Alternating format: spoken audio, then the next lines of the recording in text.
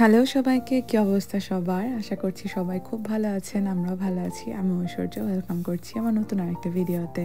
আমি আমার আগের ভিডিওতে বলেছিলাম না যে আমাদের এখানে একটা কালচারাল ইভেন্ট আছে যেটার প্রিপারেশন চলছে। তো তারই আজকে ফাইনাল রিহার্সালস। আজকে রাত পোহালে কালকে অনুষ্ঠান, মানে যে দিনের ভিডিওটা এটা সেদিনের কথা আমি বলছি। তো ওই দিন আমরা সবাই গিয়েছিলাম, যারা পারফর্ম করছি সবাই একবার করে স্টেজে রিহার্সাল করেছিলাম। এই স্টেজে আমরা অবশ্য আলটিমেটলি নাচিনি, আমাদের প্রোগ্রাম আরও বড় একটা অডিটোরিয়ামে হয়েছিল, কিন্তু এই দিন আমাদের স্টেজ রিহার্সালের জন্য আমরা অন্য আরেকটা হলে যাই এবং সবাই সবার পারফরমেন্সটা একবার করে রিহার্স করে নেই স্টেজে। অনেক নাচ ছিল, অনেক সুন্দর একটা নাটক ছিল, আর গান তো ছিলই। তো সব মিলিয়ে, আর এই ইভেন্টটা যেহেতু আমাদের এই বাংলাদেশি স্টুডেন্ট কমিউনিটির খুব ইম্পর্ট্যান্ট একটা ইভেন্ট, যার জন্য বাচ্চা থেকে শুরু করে বড় সবার খুব অ্যাক্টিভলি ইনভলভমেন্ট থাকে প্রতি বছরই এই ইভেন্টের। আমি অলরেডি আমাদের পারফরমেন্সের ভিডিওটা আমি শেয়ার করেছি, যদি না দেখে থাকেন অবশ্যই দেখে আসবেন। আমাদের নাচটা খারাপ হয়নি, মোটামুটি ভালোই হয়েছিল। নাচের পারফরমেন্স মোটামুটি শেষ হয়ে যাওয়ার পর আমাদের অনেক ব্যস্ততা কাটলো এবং তারপরে আমরা আসলে নর্মাল লাইফে আবার ব্যাক করলাম। তো আজকে আমি একটু রান্নাবান্না করব, সেই ভিডিওটাই আপনাদের সাথে শেয়ার করব। তো আজকে হচ্ছে সোমবার ও ল্যাব থেকে ফেরার পর মেয়েকে ওর হাতে দিয়ে আমি আবার রান্নার কাজে চলে আসলাম, যেমনটা আমি সবসময় করি। ও না বাসায় থাকা পর্যন্ত তো আসলে অনুভূতিকে নিয়ে আমি ঘরের কোনো কাজ সেভাবে করতে পারি না। তো এই মাছটা না আমরা ইন্ডিয়ানাপলিস থেকে আনিয়েছিলাম। আমাদের এক বাংলাদেশি ভাই আছেন, ওনার স্টোর আছে বাংলাদেশি জিনিসপত্রের। তো উনি প্রতি মাসে আমাদেরকে সবাইকে যার যার যা লাগে তা বলে দিলে সেরকম বাজার এসে দিয়ে যান। এই সুবিধাটা আমাদের জন্য আসলে খুবই একটা প্লাস পয়েন্ট। এটা সব স্টেটে বা সবখানে আসলে এই সুবিধাটা পাওয়া যায় না। এই দিক থেকে আমরা অবশ্যই লাকি। অ্যাটলিস্ট আমরা শিকাগো হোক বা ইন্ডিয়ানাপলিস হোক, যেখান থেকে হোক আমরা বাংলাদেশি বাজার আনতে পারি, এটা খুব বড় একটা ব্যাপার। তো মোটামুটি 12 পিসের মতো রান্না করব ভাবছি, যাতে আমাদের 3 বেলার মতো হয়ে যায়, 3-4 বেলা।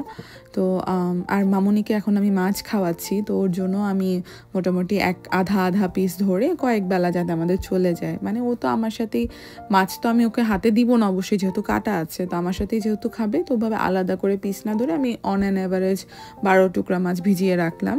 তো এই ফাঁকে আমি ডাল সেদ্ধ হতে বসালাম। তো এই যে মাছগুলো না এরকম হয়, ফ্রোজেন মাছটা বড়।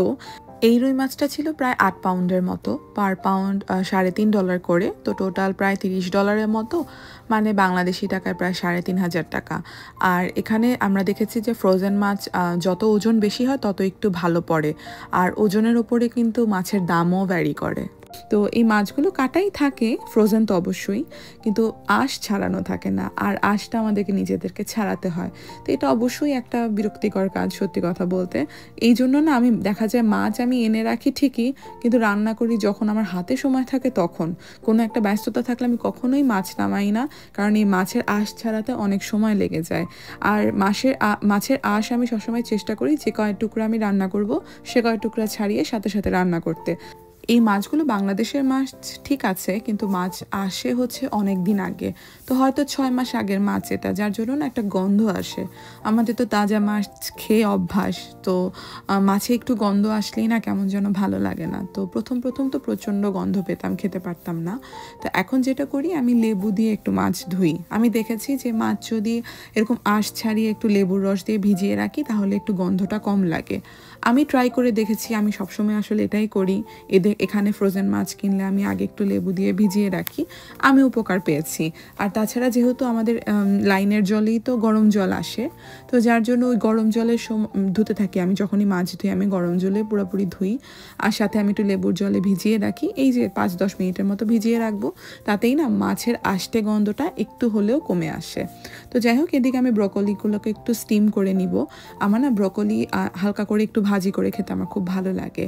তো একটু স্টিম করে নিলে হয় কি, সবুজ রঙটা নষ্ট হয় না, আর তাড়াতাড়ি করে ভাজাও হয়ে যায়। তো এই জন্য আমি স্টিমারে রেডি করে রাখলাম। আর এদিকে মাছে লেবু জলে একটু ভিজিয়ে রাখা শেষ, এখন আমি মাছটাকে খুব ভালো মতো ধুয়ে নিব। তো মাছ, ওই যে বলেছিলাম, আমার যেহেতু ট্যাপের জলে একদমই গরম জল আসে, তো ওই জন্য ওই গরম জলে তো অবশ্যই, আর তার সাথে যেভাবে আমরা মাছ ধুই আমি সেভাবেই খুব ভালো মতো মাছ ধুয়ে নিব। আসলে আমি দেশে কখনো মাছ কাটিও নি, রান্নাও করিনি সেভাবে। তো কিন্তু এখানে এসে তো মাছ রান্না শিখেছি, মাছ পরিষ্কার করতে শিখেছি। আগে আমি কখনো মাছ ধুতেও পারতাম না। তাও ভাগ্যিস মাছগুলো কাটা পাই, অন্তত কাটতে তো আর হয় না, আঁশ ছাড়িয়ে ধুয়ে নেওয়া অনেক ইজি। ওই মাছ কাটা আমার পক্ষে কোনোভাবেই সম্ভব না। শুধুমাত্র এখানকার ওই যে লোকাল মাছ যেগুলো স্যামন বা এগুলো থাকলে এগুলো কাটা যায়, কিন্তু এত বড় বড় কাটা সহ মাছগুলো কিন্তু চাকু দিয়ে কাটা এত সহজ ব্যাপার না। তো এইদিকে ডাল মোটামুটি সেদ্ধ হয়ে যাচ্ছে, আর আমি ব্রকলিগুলোকে স্টিমে বসিয়ে দিয়েছি। আর একটু বিনস কেটে নিব, কারণ আমি একটু যে আলু কাটার মেশিনটা কিনেছিলাম ওই দিন দেখিয়েছিলাম, তো ওটা দিয়ে বিনস দিয়ে ভাবছি আলু বরবটি ভাজি করব। তো এটা কিন্তু একেবারেই বরবটি না, ওই বরবটি জাতের কিছু একটা, গ্রিন বিনস। ভালোই লাগে, খারাপ লাগে না। আমি ওই বিনসগুলোকে একদম কুচি কুচি করে কেটে নিচ্ছি, কারণ যেহেতু আলু ভাজি করবো, এই বিনসগুলো যদি কুচি করে না নিই তাহলে না সিদ্ধ হতে বেশি সময় লাগবে। এই তো আমার বিনস কাটাও হয়ে গেল, আর আমার ব্রকলিও সেদ্ধ হয়ে গেছে। আর এখন হচ্ছে আমার মেইন কাজ, আর তা হচ্ছে আমি আলুগুলোকে সব ছুলে নেব। আমি খুবই এক্সাইটেড, কারণ আমি আলু ভাজি মেশিনটা ইউজ করব। আমি তো মানে এত এক্সাইটেড ছিলাম যে আমি জোর করে আলু ভাজি করছি রীতিমতো। আজকে আলু ভাজি না করলেও চলতো, কিন্তু ওই যে মানে বরবটিটা নষ্ট হয়ে যাচ্ছে টাইপের একটা এক্সকিউজ দেখিয়ে আমি আজকে আলু নিয়ে বসে পড়েছি, কারণ আমার আলু ভাজি খাওয়া লাগবে আর এই মেশিনটাকে ইউজ করে দেখতে হবে। তো যাই হোক, আমি খুব ভালো মতো পরিষ্কার করে নিলাম, যেহেতু প্রথমবার ইউজ করব, যে কোনো জিনিস আসলেই প্রথমবার ইউজ করার আগে ভালো মতো ধুয়ে নিতে হয়। আর যেই আমি আলু কাটা শুরু করলাম, কি স্মুথলি আলু কাটা হয়ে গেল। মানে আমি এত স্যাটিসফ্যাকশন আসলো আমার এই আলু কাটা দেখে। আমি তো মনে হয় এখন মাঝে মাঝে আলু ভাজি করে খাবো। একে তো আমার আলু ভাজা পছন্দ, আর তার উপরে পেয়েছি এইরকম ইজি একটা মেশিন। তো যাই হোক, এদিকে আমি আলু কেটে নিয়েছি মাছের জন্য, ব্রকলি স্টিম হয়ে গেছে, টমেটো কেটে নিয়েছি মাছের জন্য, বিনসগুলো কাটা হয়ে গেছে, আর পেঁয়াজও কেটে নিয়েছি। এই পেঁয়াজগুলো না আমি এই মেশিনের ওই যে অন্য আরেকটা যেটা আছে ব্লেড, ওই ব্লেডটা দিয়ে কেটেছি একেবারে বেরেস্তার মতো। আমি ভিডিও করিনি, আমি অন্য কোনো সময় দেখাবো। একদম বেরেস্তার মতো কুচি কুচি হয়ে কেটে আসছে পেঁয়াজ, খুবই সুন্দর। মানে আমি এই মেশিনটা কিনে খুবই খুশি আসলে। তো এই তো মাছ আমি হলুদ লবণ মাখিয়ে রেখেছিলাম কিছুক্ষণের জন্য, আর তারপরে ভাজতে বসিয়ে দিলাম। আর ওদিকে আমি আলু ভাজাটা শুরু করে নিলাম। তো এই নর্মাল যেরকমভাবে আলু ভাজা করি আর কি, পেঁয়াজটাকে হালকা একটু ভেজে নিয়েছি, আর তারপরে বিনসটা আগে দিয়ে দিলাম, যেহেতু এটা সেদ্ধ হতে সময় লাগবে। এইদিকে বিনসটা ভাজি হতে থাক, আর ওই পাশে আমি এক চড়া মাছ বসিয়ে দিয়েছি। মাছটা ভাজা হতে হতে আমার বিনস রান্নাটাও এদিকে আগিয়ে যাবে। আর তারপরে আমি মশলাটা কষাবো মাছের জন্য, তারপরে মাছের ঝোল বসিয়ে দিব। আর ডাল সেদ্ধ অলরেডি হয়ে গেছে। তো ভিডিও করতে গেলে মনে হয়, মানে ভিডিও দেখতে গেলে মনে হয় যে শুধুই মনে হয় এখন রান্না করছে, কিন্তু আসলে না, আমার যে কতবার ওদিকে যাওয়া লাগছে, অনুভূতির এটা লাগে ওটা লাগে, ওর খেলায় হেল্প করতে হয়, ঘরের অন্যান্য কাজ আছে। আসলে ভিডিও করে সংসার করা কিন্তু এত সহজ না, মানে রান্না বান্না করা অনেক কঠিন, ভিডিওর ক্যামেরাও সেট আপ করা লাগে। কিন্তু আমি শুধুমাত্র এটা করি তার কারণ আমার নিজের খুব ভালো লাগে, আর আমার হাজব্যান্ডের খুব পছন্দ। তো এই তো মামুনিকে খাওয়া বসিয়ে দিয়েছি, আর আলুটাও ওখানে অ্যাড করে দিলাম, এখন ওটা ভাজা হতে থাক। আর আমি ওই যে এখন যেহেতু মামুনি আর আমরা সবাই একই খাবার খাই, এই জন্য কাঁচামরিচটাকে আমি কুচি করে কেটে দিলাম না, আমি একটু গোটা হালকা চিড়ে দিয়ে দিলাম, যাতে আমার চোখে পড়ে, আর মামুনিকে আমি যখন খেতে দিব তখন যাতে ওটা সরিয়ে দিতে পারি। তো এই তো আমার বিনস ভাজি হয়ে গেছে কথা বলতে বলতেই, আর একটু ঢেকে দেই যাতে এটা সুন্দর মতো সেদ্ধ হয়ে যাক। আর আমার না এই যে রান্নার সময় যে চুলায় তেল ছিটা পড়ে, এটা পড়ে ওটা পড়ে, আমার খুব বিরক্ত লাগে। তো দেখা যায় আমি ইনস্ট্যান্টলি মুছি, আর এইসব মুছতে গিয়েও কিন্তু আমি প্রচুর হাতে আমার গরম লাগে, ছ্যাঁকা লাগে, কিন্তু ওই যে মানে চোখে অশান্তি কাজ করে, তো ওরকম বুঝে নিতেই হয়, কিছু করতে পারি না।